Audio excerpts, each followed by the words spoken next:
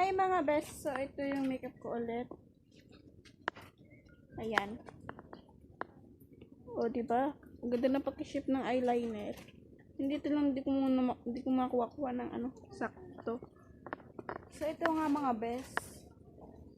Habang patagal ng patagal, lalong gumaganda yung makeup ko. So tumigil ako mga 1 buwan ata mahigit. Tapos nag-practice ulit ako, diba?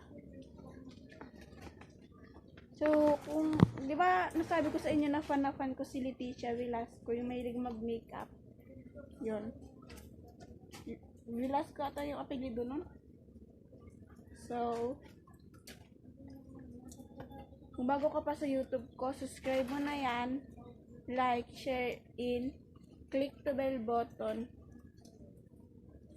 Popost ko to sa Facebook. Kung pinapanood nyo to sa Facebook, subscribe nyo yung YouTube channel ko. So, ito na nga. Ganda, no? So, fan ko si Leticia.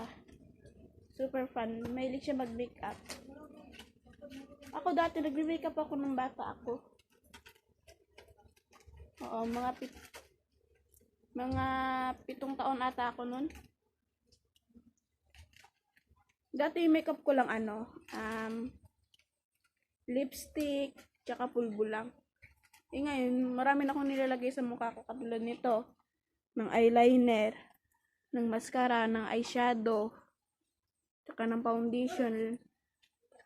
Yun. Basta kung ano na lang nilalagay ko.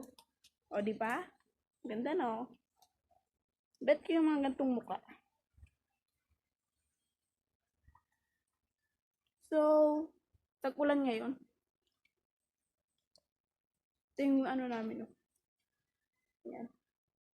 Ito yung lugar namin dito. Sa Robis. So, marami tayong dito, di ba? Kailangan dahil pasukan na.